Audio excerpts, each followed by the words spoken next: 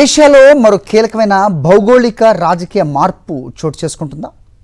Saudi Arabia, Pakistan, Turkey ఈ మూడు దేశాల మధ్య కుదిరిన కీలక రక్షణ ఒప్పందం ఇప్పుడు మరో దేశాన్ని ఆకర్షిస్తోంది. ఆ దేశమే బంగ్లాదేశ్. మక్కాలో కుదిరిన మక్కా జాయింట్ డిఫెన్స్ అగ్రిమెంట్లో చేరే అవకాశాన్ని ఢాకా పూర్తిగా కొట్టిపారట్లేదు.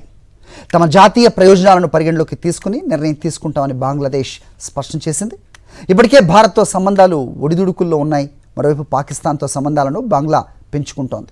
చైనాతో కూడా ఢాకా వ్యూహాత్మక సంబంధాలను మరింత బలోపేతం చేస్తోంది. అంటే భారత్కు తూర్పున ఉన్న బంగ్లాదేశ్ తన విదేశాంగ విధానాన్ని కొత్త దిశలో తీసుకెళ్తోందా?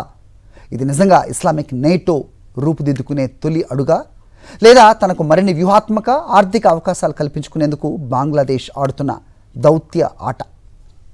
What's the Sakshi special story? August 7వ తేదీన సౌదీ అరేబియా, పాకిస్తాన్, టర్కీ మధ్య కీలక రక్షణ ఒప్పందం కుదిరింది.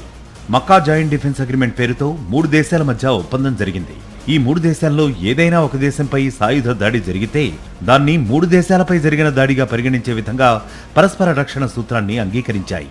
దీనితో పాటు రక్షణ సహకారం, సమిష్టి నిరోధక శక్తిని పెంచుకోవడంపై దృష్టి పెట్టాయి. ఈ ఒప్పందం 3 దేశాల రక్షణ ఒప్పందంలా కనిపించినా ఈ ఒప్పంద పరిణామాలపై ప్రపంచ దేశాలు దృష్టి పెడుతున్నాయి. ఎందుకంటే ఈ ఒప్పంద పరిధిలోకి మరిన్ని దేశాలు వస్తే పశ్చిమాసియా నుంచి దక్షిణాసియా వరకు కొత్త భద్రతా సమీకరణం ఏర్పడే అవకాశం ఉంది. అయితే ఇక్కడే బంగ్లాదేశ్ కీలకంగా మారుతుంది. బంగ్లాదేశ్ ప్రధానమంత్రికి విదేశాంగ వ్యవహారాల శాఖ సలహాదారు హుమాయూన్ కబీర్ సౌదీ అరేబియా, పాకిస్తాన్, టర్కీతో ఆర్థిక రక్షణ ఫ్రేమ్వర్క్లో భాగస్వామ్యం అయ్యే అవకాశాన్ని ఢాకా పరిశీలించడానికి సిద్ధంగా ఉందని తెలిపారు. ఏ నిర్ణయమైనా బంగ్లాదేశ్ జాతీయ ప్రయోజనాలు, మారుతున్న ప్రపంచ ఆర్థిక వ్యవస్థ, వాణిజ్య పరిస్థితులను పరిగణలోకి తీసుకున్న తర్వాతే ఉంటుందని స్పష్టం చేశారు. అంటే ఇప్పటి వరకు బంగ్లాదేశ్ చేరుతున్నామని చెప్పలేదు, కానీ చేరే ప్రశ్నే లేదు అని కూడా చెప్పలేదు. ఇదే ఇప్పుడు అత్యంత కీలకమైన అంశం. ఇక్కడ ఒక ప్రశ్న తలెత్తుతోంది.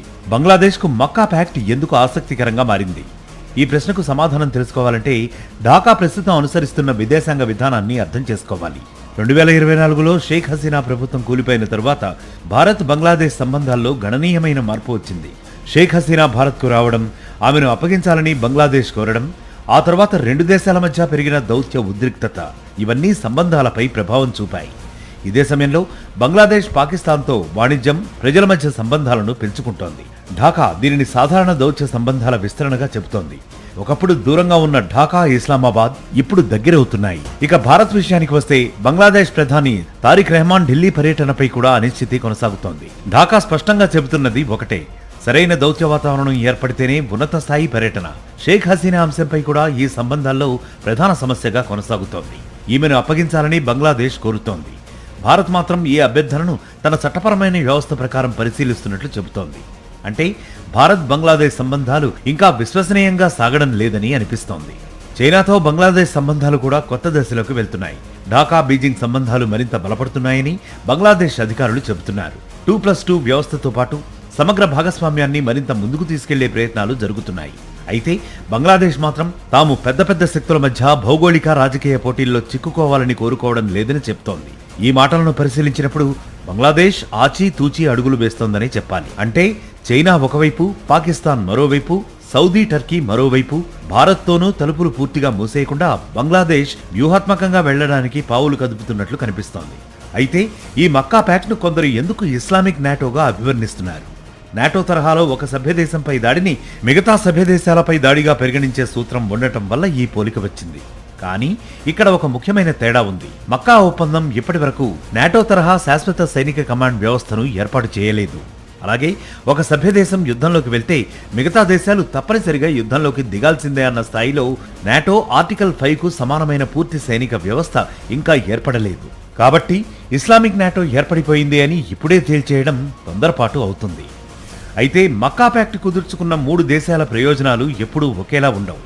సౌదీ అరేబియాకు భారత్తో కూడా కీలకమైన ఆర్థిక సంబంధాలు ఉన్నాయి. టర్కీకి నాటో సభ్యత్వంతో పాటు తన స్వంత ప్రాంతీయ ప్రయోజనాలు ఉన్నాయి. పాకిస్తాన్కు దక్షిణాసియాలో తనదైన భద్రతా ఆందోళనలు ఉన్నాయి. అయితే మక్కా కూటమిలో బంగ్లాదేశ్ ఈ కూటమిలో చేరితే భారత్కు ఏం జరుగుతుంది? ఇదే అసలు ప్రశ్న. భౌగోళికంగా చూస్తే భారత్కు పశ్చిమాన పాకిస్తాన్, ఉత్తరాన చైనా, తూర్పున బంగ్లాదేశ్ ఉన్నాయి. ఇలాంటి పరిస్థితుల్లో Bangladesh Pakistan, Turkey, Saudi Arabia వంటి దేశాలతో రక్షణ లేదా వ్యూహాత్మక సహకారాన్ని పెంచితే భారత్ దీనిని ఖచ్చితంగా నిశ్చితంగా పరిశీలిస్తుంది. అయితే దీనిని వెంటనే భారత్ను చుట్టుముట్టే కుట్రగా చూడటం కూడా సరైన విశ్లేషణ కాదు. ఎందుకంటే బంగ్లాదేశ్ ఇప్పటికీ తన నిర్ణయాలను ఆర్థిక ప్రయోజనాలు, వాణిజ్యం, భద్రత, దౌత్య అవసరాల ఆధారంగా తీసుకుంటున్నట్లు చెబుతోంది. ముఖ్యంగా మక్కా ప్యాక్ట్లో చేరడంపై బంగ్లాదేశ్ ఇంకా తుది నిర్ణయం తీసుకోలేదు. ఏషియాలో ఇప్పుడు ఒకే ఒక్క కూటమి కాదు, అనేక స్థాయిల్లో భాగస్వామ్యాలు ఏర్పడుతున్నాయి. రక్షణ, వాణిజ్యం, ఇంధనం, మౌలిక సదుపాయాలు, సాంకేతికత, దౌత్యం, ప్రతి దేశం తనకు అనుకూలమైన భాగస్వామ్యాలను ఎంచుకుంటోంది. బంగ్లాదేశ్ కూడా అదే వ్యూహాన్ని అనుసరిస్తున్నట్లు కనిపిస్తోంది. మొత్తంగా చూస్తే మక్కా ప్యాక్ట్ కేవలం 3 దేశాల రక్షణ ఒప్పందంగా మాత్రమే మిగిలిపోతుందా? మధ్యప్రాచ్యం నుంచి దక్షిణాసియా వరకు విస్తరించే కొత్త వ్యూహాత్మక వేదికగా మారుతుందా? ఇది రాబోయే రోజుల్లో తేలనుంది. ఈ కూటమిలోకి ఈజిప్టు వస్తుందా? బంగ్లాదేశ్ నిజంగానే చేరుతుందా? చేరితే దాని పాత్ర రక్షణ పరంగా ఉంటుందా? ఆర్థిక, వాణిజ్య సహకారానికే పరిమితమవుతుందా? అన్నింటికంటే ముఖ్యంగా ఢిల్లీ ఢాకా సంబంధాలు ఈ కొత్త పరిణామంతో మరింత దూరమవుతాయా? ఇదే పరిస్థితి భారత్ను బంగ్లాదేశ్తో మళ్లీ వ్యూహాత్మకంగా దగ్గరయ్యేలా చేస్తుందా? ఇదే ఇప్పుడు దక్షిణాసియా దౌత్యంలో అతి పెద్ద ప్రశ్న. ఒక్క విషయం మాత్రం స్పష్టం, బంగ్లాదేశ్ ఇక ఒకే దేశంపై ఆధారపడే విదేశాంగ విధానాన్ని కాకుండా అనేక శక్తి కేంద్రాలతో సంబంధాలు పెంచుకునే వ్యూహం వైపు కదులుతోంది. మక్కా నుంచి ఢాకా వరకు విస్తరిస్తున్న ఈ కొత్త పవర్ యాక్సెస్ భారత్కు ఎంత పెద్ద వ్యూహాత్మక సవాలుగా మారుతుందో రాబోయే పరిణామాలే నిర్ణయించనున్నాయి. అసలు పాకిస్తాన్ అణిచివేత నుంచి బంగ్లాదేశ్ భారత్ వీరోచిత పోరాటం వలన స్వతంత్ర దేశంగా ఆవిర్భవించింది. అటువంటి బంగ్లాదేశ్ ఇప్పుడు పాకిస్తాన్ భాగస్వామిగా ఉన్న మక్కా కూటమిలో చేరుతుందా? చేరితే పరిణామాలు ఆసియాలో వేగంగా మారుతాయా? బంగ్లాదేశ్ మక్కా కూటమిలో చేరాలనే ప్రమాదకరమైన నిర్ణయానికి దూరంగా ఉంటేనే మంచిదని విదేశాంగ నిపుణులు సూచిస్తున్నారు.